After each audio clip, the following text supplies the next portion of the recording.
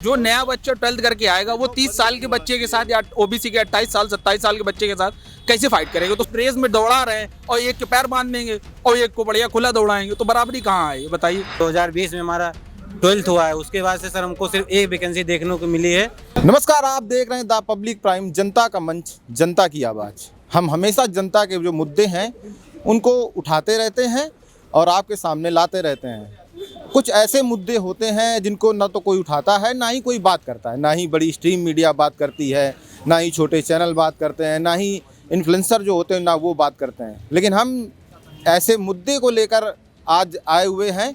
अभी हम इस समय कानपुर के काकादेव में हैं और हाल ही में चल रही यूपी पुलिस की जो परीक्षा है, जो उसकी प्रक्रिया चल रही है, उसके फॉर्म भरे जा रहे हैं। कई लोग ऐसे हैं, कई ऐसे संगठन हैं जो इसका विरोध कर रहे हैं कि जो उम्र सीमा है उसको बढ़ाया जाए और इसको कम से कम 3 साल तक बढ़ाया जाए।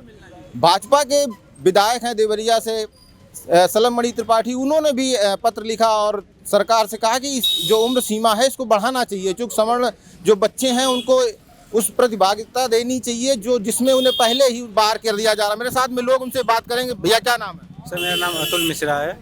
क्या लग रहा है जिस तरीके से 18 से 22 साल तक जो उम्र सीमा रखी गई है, कैसे देखते हैं इसको, क्या है?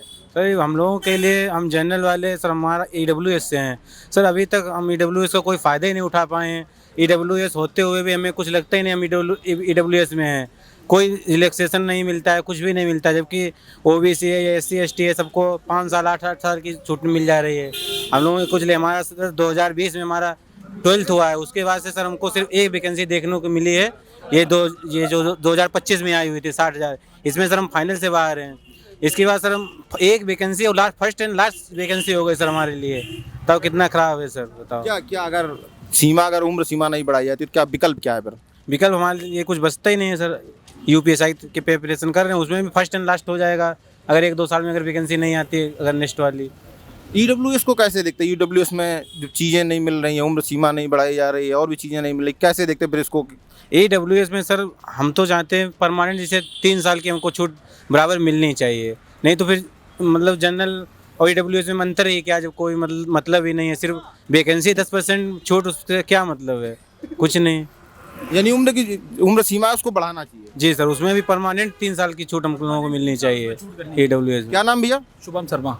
किस तरीके से देखते हैं जो यूपी पुलिस वैकेंसी है? 18 से 22 साल की उम्र है सवर्ण बच्चों की, और उसके बाद में कई बच्चे हैं जो OBC हैं, SC हैं, उनकी 18 से 27 है। कैसे देखते हैं इसको? ये तो सीधे सीधे हम लोग के साथ भेदभाव हो रहा है। और अगर सरकार की तरफ से जैसे EWS है, EWS में मतलब फिर वो आरक्षण किस बात का है? EWS फिर कोई आरक्षण नहीं है। EWS और जनरल में कोई डिफरेंस ही नहीं है। वो जो अदर कास्ट के बच्चे हैं वो 27 साल 30 साल तक फिट रहते हैं और जो हम लोग हैं जनरल कैटेगरी के हैं वो 22 साल में अनफिट हो जाते हैं। तो ये फेयर है हम लोगों के साथ? ये तो सीधे सीधे सरकार भेदभाव कर रही है हम लोगों के साथ। यानी 22 साल में बूढ़ा करार दे दिया। 22 साल में हम लोग अनफिट हो जाते हैं और वो जो अदर कास्ट है वो 30 साल 28 साल 27 साल, वो 27 साल तक फिट है। और वही हम लोग भी पढ़ रहे हैं, वही वो लोग भी पढ़ रहे हैं। आजकल कोई मतलब कोई ना किसी से छोटा है ना कोई किसी से बड़ा है। वही हम लोग भी पढ़ रहे हैं, वही वो लोग भी पढ़ रहे हैं। और सरकार अगर EWS अगर आरक्षण दे रही है तो आरक्षण है किस बात का? अगर हम लोग 22 साल से ओवर एज हो जाएंगे तो EWS हमारे किस काम का होगा? किसी काम का है EWS? अब जैसे OBC वालों को 3 साल की छूट मिल रही है तो EWS में भी हम लोग को परमानेंट 3 साल की छूट मिलनी चाहिए, तब तो हम उसको आरक्षण बोल सकते हैं। और नहीं तो फिर वो आरक्षण किस बात का है? यानी परमानेंट की मांग है कि इसको उम्र सीमा जो उसकी बढ़ानी चाहिए। EWS की परमानेंट 3 साल की छूट जैसे OBC वालों को मिलती है, वैसे EWS को परमानेंट 3 साल की छूट चाहिए हर एक वैकेंसी में, वरना फिर EWS का कोई मतलब ही नहीं है। और फिर वो आरक्षण किस बात का? यानी जो देह है, शरीर है, इसमें भी एक तरीके से सरकार 22-27 का अंतर देख रही है कि वो तो कर ही रही है, सीधे सीधे भेदभाव कर रही है। ये तो सब पूरी जनता देख रही है, सब देख रही है। सर हम लोग 12th करते हैं तो नॉर्मली 21-22 साल में हमारे लोगों को 12th हो पाता है। उसके साथ प्रिपरेशन करने जाते हैं 1-2 साल लग जाता है। लगभग 24 साल तो नॉर्मल वैकेंसी के लिए होना चाहिए हम लोगों के। यानी मौका नहीं मिल पा रहा। जो कहाँ मिल रहा? फर्स्ट एंड लास्ट वैकेंसी हो गई हमारे लिए।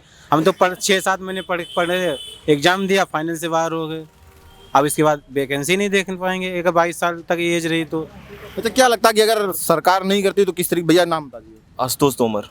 क्या लगता है किस तरीके से तोमर साहब? अगर एजुकेशन क्वालिफिकेशन से देखें तो OBC इस समय बहुत अपर में है, एजुकेशन क्वालिफिकेशन अपर में है, तो इस वजह से जनरल वाले बहुत अभी एज में पीछे कर दिया है, OBC वालों एज में आगे कर दिया है। 15,000 जनरल वैकेंसी कर दिया, 15,000 प्लस करके, ठीक है। और उसमें फिर इसके बाद बहुत सारे स्टैंडर्ड है ना इस जनरल, यानी प्रतिभाग करने से पहले ही रोका जा रहा है। प्रतिभाग करने से पहले ही उसमें एंट्री नहीं हो रही है ना।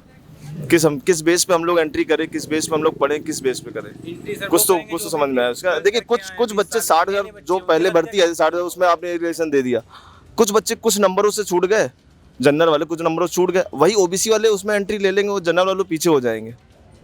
यहीं से समय की मांग क्या चाहते हैं? समय की मांग इसमें 3 साल छूट चाहिए, और क्या चाहिए। जैसे ओबीसी में तो एज भी मिल रही है, साथ साथ रिजर्वेशन, साथ साथ मेरिट में भी रिजर्वेशन मिल रहा है उन लोगों को। ओबीसी जनरल वालों केवल ईडब्ल्यूएस में दोनों चीज़ ऐड कर दे, ये दोनों एज रिलेक्शन ऐड करते हैं, और जो 10% आरक्षण दे रहा है ईडब्ल्यूएस, वो तो ठीक है, वो तो ठीक मानते हैं, चलो वो तो जो संशोधन हुआ वो ठीक है, लेकिन इसके साथ साथ एज रिलेक्शन इसमें देना चाहिए। सबसे जो मेरी मांग है, यानी एज में छूट देनी चाहिए, आयु सीमा बढ़ानी चाहिए। आयु सीमा बढ़ानी चाहिए। क्या कह रहे थे आप, कुछ बोल रहे थे भैया? सर हम जैसे ये कह रहे थे, अभी वैकेंसी जैसे वैकेंसी आई, उसमें जैसे क्या वो ओबीसी जनरल वालों की 15,000 से लगभग सीटें ओबीसी ले गया। वो अब जैसे अभी 22 साल हुआ तो ओबीसी वालों का क्या है, वो तो एस में बढ़ाई है, जो हमारे साथी हैं ओबीसी में वो पढ़ रहे हैं, तो नई जो वैकेंसी आ रही है जनरल की तो वो ले ही जाएंगे, स्वाभाविक है बोले जाएंगे, क्योंकि उनके साथ फाइट किसकी है, जो अभी नए 12th करके आ रहे हैं, नए 12th करके आ रहे हैं, लगभग 21-22 साल के नए लड़के बच्चे, उनके साथ फाइट, और किसकी, ओबीसी SC/ST वालों के 30-32 साल के हो रहे हैं, उनकी फाइट है, तो स्वाभाविक है वो हमारी सीट ले जाएंगे। वो भेदभाव बंद होना चाहिए। जो नया बच्चा 12th करके आएगा वो 30 साल के बच्चे के साथ या ओबीसी के 28 साल 27 साल के बच्चे के साथ कैसे फाइट करेगा, तो स्वाभाविक सी बात है वो फाइट कर ही नहीं पाएगा, क्योंकि उसकी उतनी अच्छी तैयारी ही नहीं होगी, उतनी अच्छी कहाँ तैयारी? शिक्षण संस्थान में जो कंपटीशन है इसमें एज बढ़ा दे, और किसी चीज़ में भेदभाव अपना जो है वो अपना कहते हैं। शिक्षण संस्थान एजुकेशन क्वालिफिकेशन में तो हर तरह के इनमें जैसे हर अपने संविधान में इसकी व्याख्या की गई है ना, संविधान में भी व्याख्या की गई है, आर्टिकल 15(3), आर्टिकल 15(4), आर्टिकल 16(4) में भी बोला गया है कि जब शिक्षण संस्थानों में भी बात की गई है तो उसमें भी, और इसमें एज की बात बढ़ा देनी चाहिए। बात तो समीक्षा को लेकर भी हुई, लेकिन समीक्षा होती कहाँ है? समीक्षा नहीं हो पा रही भाई, अब देखिए कब से पेंडिंग में पड़ा हुआ है, चलो उसके चलिए ठीक है, लेकिन इसमें एज में, और ये आप कह भेदभाव बंद नहीं करना चाहिए, लेकिन और लोगों के साथ भेदभाव हो रहा है ना, जनरल वालों के साथ भेदभाव हो रहा है, वो भी कैसे, वो भी मैनेज कर, आरक्षण मिल रहा है, वो चीज गलत नहीं है, लेकिन कम से कम हम लोग की एंट्रिंग तो होनी चाहिए। हम लोग एंटर ही नहीं कर पा रहे हैं, तो हम लोग कैसे फाइट कर पाएंगे किसी से? हम लोग तो भेदभाव हो रहा है सीधे सीधे। एंट्रिंग तो होनी चाहिए। हम लोग जब एग्जाम में एंटर ही नहीं कर पाएंगे, फॉर्म हम लोग का पड़ेगा ही नहीं, तो फिर कैसे होगा? वो फाइट करेंगे जो नया लड़का आ रहा है। कब से तैयारी कर? हमें तो अभी 2 साल हुआ तैयारी करते करते, और हमने उम्र कितनी हो गई? मतलब 25 हो गई है, 25। यानी बाहर हैं आप? अगर छूट नहीं देंगे तो बाहर ही हैं। छूट मिल जाएगी तो ये मेरा लास्ट होगा, फॉर्म पड़ जाएगा, और छूट नहीं मिल पाएगी तो बाहर है। बड़ा सिर्फ एक ही एग्जाम में दे पाया हूँ अभी तक पुलिस का, जो इस बार 60,244 वैकेंसी आई थी, उसमें एग्जाम दे पाया था। और मतलब उस समय इतनी तैयारी अच्छी नहीं थी, लेकिन फिर भी हमने कोशिश की। लेकिन अब जब तैयारी अच्छी हुई है तो अब एज ओवर हो गई। और जबकि योगी जी ने बोला था कि जो वैकेंसी आएगी आगे, जो भविष्य में वैकेंसी आएंगी, उसमें 3 साल की छूट देंगे। और जनता दरबार में भी 15 दिसंबर को उन्होंने जनता दरबार में बोला था कि छूट मिल रही है, आप लोग चिंता न करें। लेकिन नोटिफिकेशन आए 3 दिन हो गया, आज तक अभी तक उनका कोई मतलब आधिकारिक बयान नहीं आया है। यानी इसमें बदलाव होना चाहिए, बिल्कुल होना चाहिए। और बदलाव नहीं होगा तो फिर आगे आने आगे वाले चुनाव में जनता उन्हें दिखा देगी।